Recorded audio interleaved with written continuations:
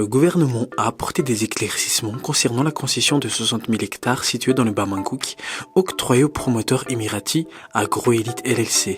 Ce projet ne ressemble en rien à ce qui a été vu auparavant, même s'il existe des similitudes sur la forme, a défendu d'emblée le ministre de l'Agriculture, de l'Élevage et de la Pêche, Lucien Ranarvelo. Il assure qu'il n'en est rien. Premier argument avancé, ce projet rentre dans le cadre de la concrétisation de la promesse présidentielle. Le PRM s'est engagé à aménager 100 000 hectares de terres arables pour permettre au pays d'atteindre l'autosuffisance alimentaire d'ici la fin de son mandat. Il y a une très grande différence avec le projet antérieur.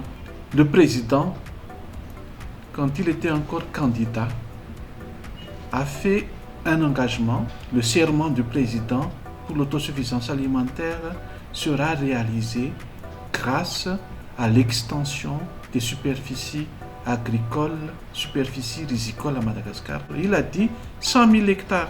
Il s'est engagé pour ça. Et la population a voté pour le président. Deuxième argument, le contrat qui sera signé courra dans un délai déterminé. Une fois le projet arrivé à terme, les terrains seront exploités par des agriculteurs locaux. C'est pas la même chose, on ne donne pas de terrain. Ils vont investir pour la modernisation de l'agriculture. Donc, c'est un investisseur, c'est un promoteur. Et il calcule aussi sa rentabilité pendant un certain temps. Mais l'aménagement va rester pour Madagascar, pour notre population. Le terrain ne va pas être cédé à ces promoteurs. C'est mis à disposition pour une durée déterminée. Ce n'est pas un bel amphithéotique de 99 ans. Ce n'est pas ça. C'est pour une durée fixée, déterminée par avance. Dernier argument avancé par le ministre, ce projet répond aux attentes des élus locaux. Ces derniers attendent depuis des années de vrais programmes de développement dans leur région. Le district de Mans va être désenclavé dans le cadre de ce projet. La chaussée de la RN9 sera goudronnée, tandis qu'un pont va être construit. Le pont le plus long de Madagascar traversera la rivière Mangouki. Les autorités locales, les élus, ils ont demandé qu'est-ce qu'on peut faire pour notre région, pour notre district. Au jour d'aujourd'hui, ce n'est pas acceptable que des districts à Madagascar restent en marge du développement. Savez-vous, le district de Mans, c'est un district vraiment enclavé, isolé, où il n'y a pas un grand projet de développement.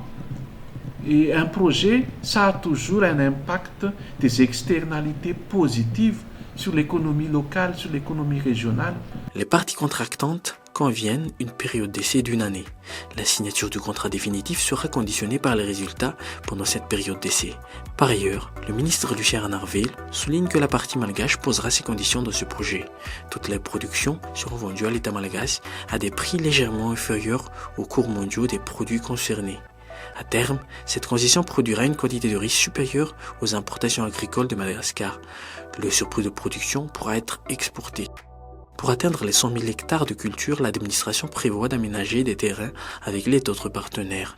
Des sites auraient déjà été identifiés à Port-Berger et à Antsalouf. Ces exploitations seront destinées à des agriculteurs locaux, à des investisseurs ou à des personnes formées par l'État malagasy. Pour les 100 000 hectares, ce n'est pas tous de ce même type. Il y aura d'autres aménagements moins importants, 1000 hectares, 2000 hectares, 1500 hectares ou 5000 hectares, mais avec d'autres systèmes de mise en valeur. Nous sommes actuellement dans la phase de mise en place de ce que sera les zones d'émergence agricole et les agences qui vont gérer ces zones d'aménagement agricole. Ces ZEA, zones d'émergence agricole, c'est pour attirer les investisseurs nationaux, les investisseurs locaux, c'est pour implanter, pour installer les petits producteurs également. Ce n'est pas uniquement le seul moyen dont le gouvernement va mettre en place pour atteindre cette autosuffisance alimentaire.